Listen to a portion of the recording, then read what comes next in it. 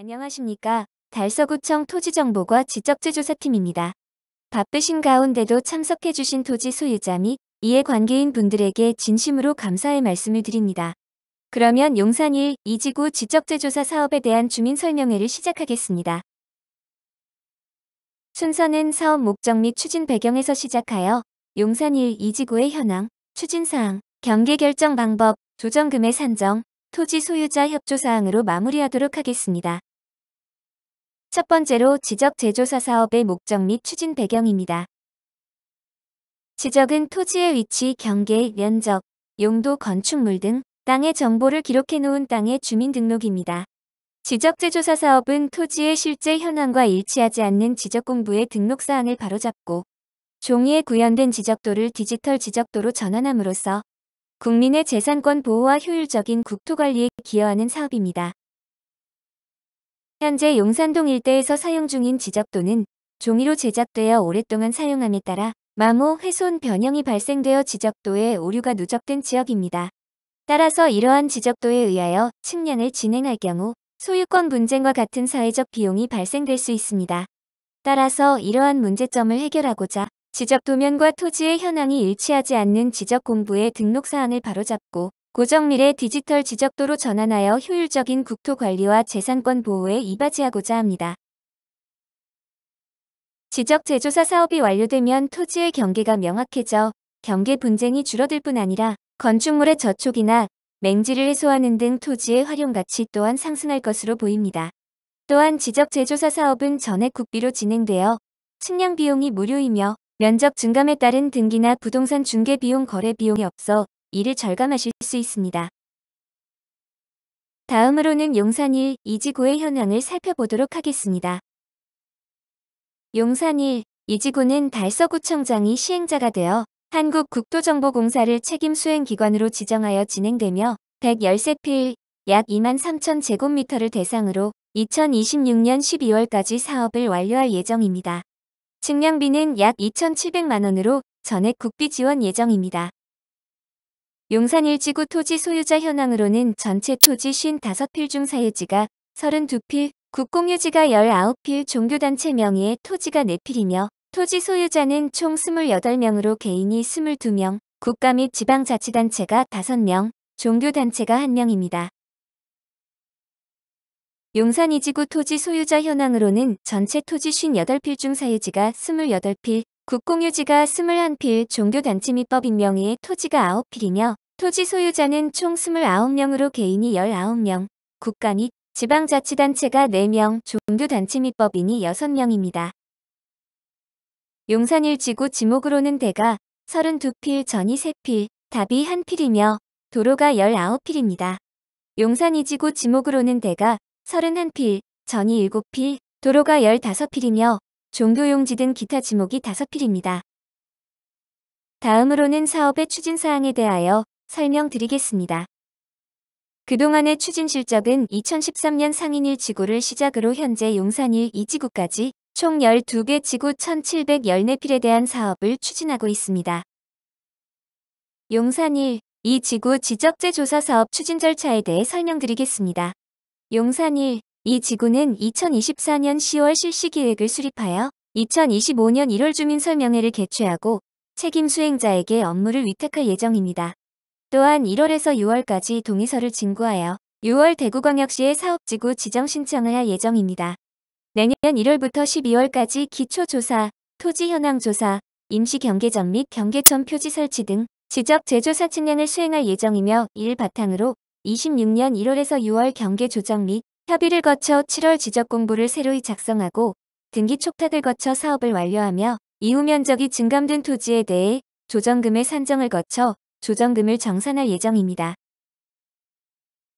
다음으로는 경계 결정 방법에 대하여 설명드리도록 하겠습니다. 지적 재조사 사업에서 경계의 결정은 지적 재조사에 관한 특별법 제14조에 따라 이루어지게 됩니다. 우선 지상 경계에 대하여 다툼이 없는 경우 토지 소유자가 점유하는 토지의 현실 경계로 지상 경계에 대하여 다툼이 있는 경우 등록할 때의 측량 기록을 조사한 경계를 경계 설정의 기준으로 하고 있으며 지방관습에 의한 경계나 인접 토지 소유자가 합의할 경우 토지 소유자가 합의한 경계 등으로도 경계를 설정할 수 있습니다. 단, 토지 소유자 간의 합의 없이 도로법이나 하천법 등 관계 법령에 따라 고시된 공공용지의 경계는 변경이 금지됩니다.